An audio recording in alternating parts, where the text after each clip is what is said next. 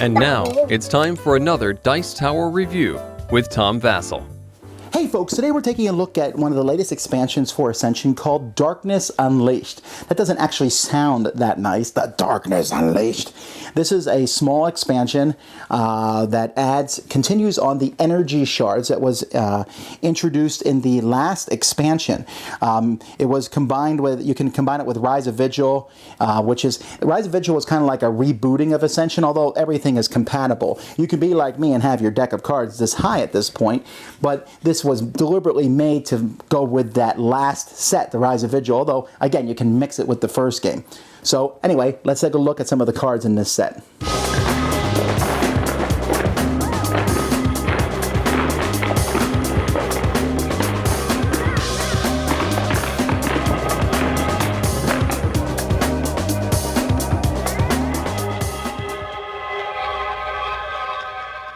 Okay, first of all, I want to show you that once again, as they've done with many of their expansions, this is also playable as a two-player game, so in case you did not have enough militia and mystics and heavy infantry and apprentice and cultists, there's more of them in this game. And in fact, the cultist has the same artwork, but they've changed the artwork for everything else. I especially like the heavy infantry artwork. So anyway, that's some of the new stuff in the game. Energy cards were included in the last expansion as a treasure, and they are continued on in this expansion. In fact, this expansion gives a whole pile more energy cards so you can use them in your sets. And so they give you energy and draw cards. But this one also has some dark energy shards. Now, these dark energy shards basically have a fate where each player can banish a card into the discard pile when they show up in the middle of the table. But they also are used for a few other things. There's 10 of them included in this game, and so they recommend that you use all 10 of them if you're going to stick them in, and of course, I would. So let's look at a smattering of some of the cards that are included in this expansion. This is a pretty cool construct that you can banish to get all the treasures in the center row. It's only worth 1 point, and it could very well be something that's really powerful and useful. So there's that. Here we have a Siren who gives you one money basically, but you pay 1 less for each energy that you've gained this turn the next time you acquire a hero. Not a very powerful person, but interesting. And we have a Plunder Devil and an Anointed Ascara and the Arbiter of the Lost and an Oxipede, which I think is a cool name. This one I like because, you can energize it to get 4 points instead of 2 when you kill it, which is neat. Here we have a pretty cool guy, the Hunt Master, worth 5 points. And at the end of the game, his value is equal to the number of treasure cards in your deck. I like that. It encourages you to get a lot of treasures and can make him worth quite a few points. There's also a couple of constructs in the game that you can energize to do things. Like this one energizes 2 to get 2 money. This one energizes 2 to get 2 fighting ability. Here's one where if you control 3 or more constructs, you can energize a construct you control. So if you control...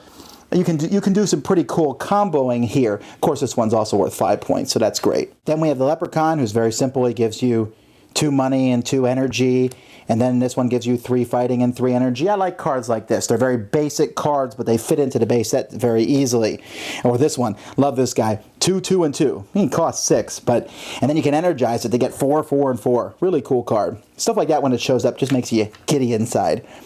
This guy, if you get 4 energy or more this turn, you can defeat it with a... So here's a guy that you can defeat with energy, basically. This one lets you control an extra additional construct when you control it. Logos is cool because when you use her, you can get a hero that costs 6 or less, or defeat a monster that costs 6 or less. Really powerful card, but if you energize it, you can do both! Oh, amazing. But even if you couldn't energize it, the versatility of this card, when she shows up, I want her.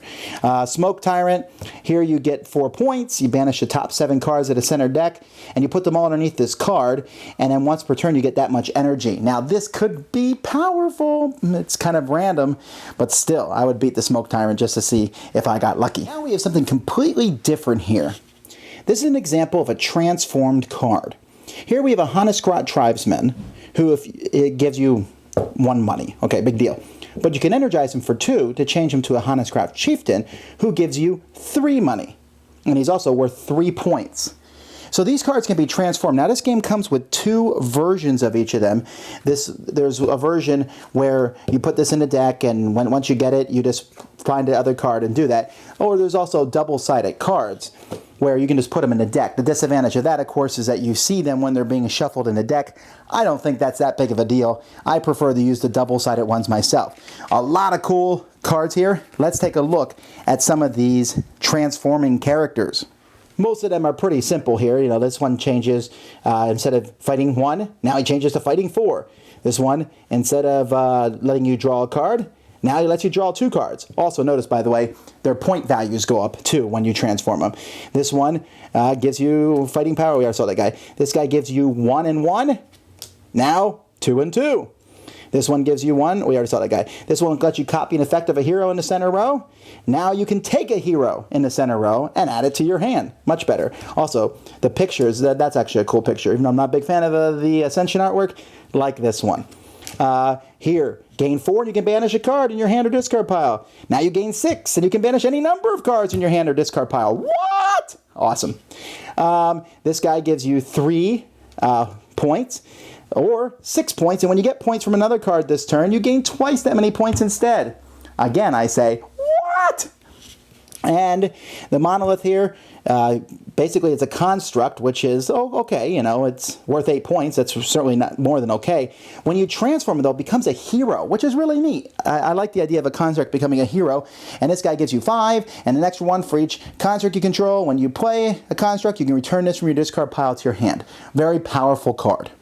Alrighty, I'm a grown man and I try not to squeal too much there, but you can see I liked a lot of cards in this set. I'll tell you this, I think Rise of Vigil was the best set that Ascension has come out with so far. This is the best expansion. The transforming heroes is so much fun, so cool, and since I play with one of everything, less cool because I don't see them come up as often. So that's problematic, and maybe I might get to a point now where I might split Ascension and Ascension Rise of Vigil into 2 different games and pick which one I want to play with. But I love these guys. I love the transforming heroes. I hope that that's something that's included in every Ascension expansion from here on out, because it's such a neat concept to take these cards and then upgrade them, and it makes the treasures that much more valuable. I will take cards I don't even want at this point just to get the energy, the treasures from them, so that I can use them. Now the dark energy things, there's a couple cards. That was an okay thing. I mean, it helps with the theme, I suppose. But to me, this expansion is all about the transforming. Does anyone actually buy these and play these as a 2-player game? I don't even see that that's a point of this. I mean, I guess it's there in case you accidentally buy it. Oh, I can play a 2-player game. I haven't even tried playing this by itself. It seems like it'd be pretty boring. To play it, though, as an expansion, fantastic. If you like Ascension, get it now. Now. That's all I have to say.